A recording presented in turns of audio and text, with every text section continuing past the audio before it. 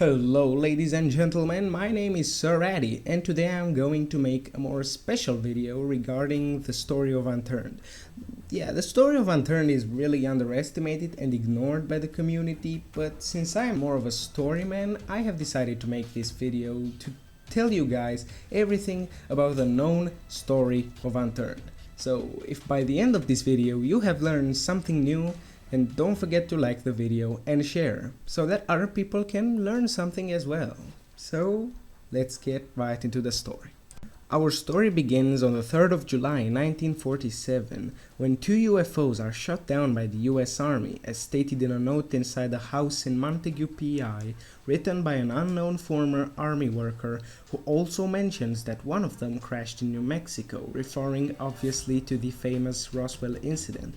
The government then rescued the ship and its passengers and started proceeding numerous experiments without revealing anything to the public. The other crashed ship is the crashed saucer in the northeast of Bellevue Golf Course in Washington.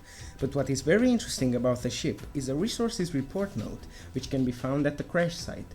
The note, presumably written by the seemingly gone aliens, who probably died shortly after the impact, which is written in English apparently, I'm not gonna question that, contains multiple pieces of general information, as well as a local and universal ID for our time and planet, but also details about the value of our resources, which is that of millions of credits, and that we are waiting to be robbed by intergalactic pirates, which sounds really strange.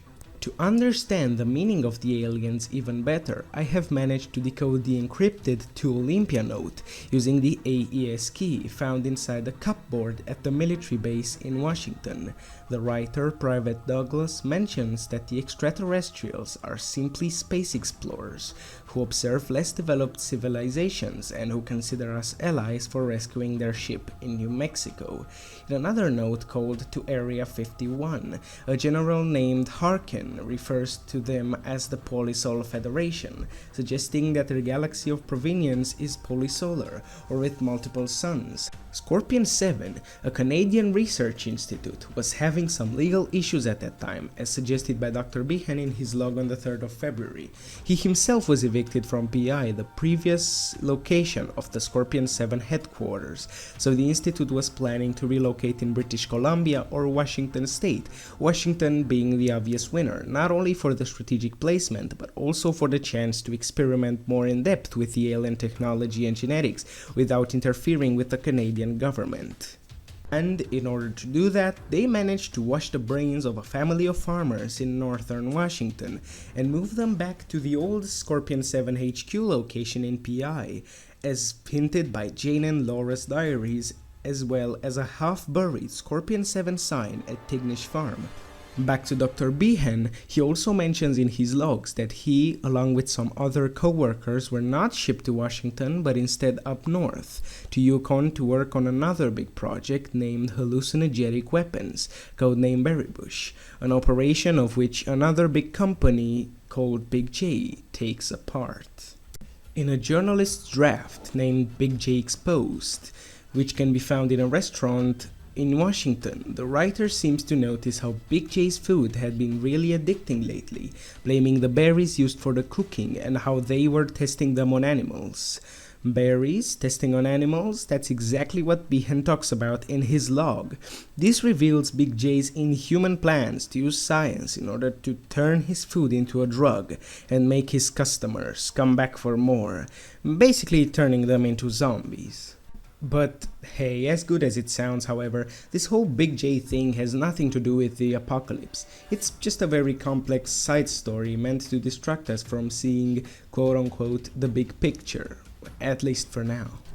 Moving on, back in Washington, after years of secret operations during a DNA experiment, one of the subjects escapes and causes chaos inside the lab. The government quickly finds out about it, sends in a military group called the Bravo Team, and orders them to arrest and interrogate the personnel. Long story short, they fail, and that's how the mass infection begins. Days later, in a desperate attempt to save the citizens of Prince Edward Island, the Ottawa Canadian government orders the destruction of the Confederation Bridge. However, the zombies still manage to get through, and the whole continent is pretty much infected by the end of the week. And so, that is the known story of Unturned so far. Now there are still so many unanswered questions, such as what exactly Scorpion 7 was working on and for what reason they were doing it, which year are the current events taking place in, and what other parts of the world are infected aside from the North American continent and the Coalition, or Russia, however you want to call it. But I have a video about that one planned for the next week, hopefully. Thank you so much for watching. Again, if you learned something new, don't forget to like and share the video, subscribe if you want to see more of this content, and until next time, goodbye.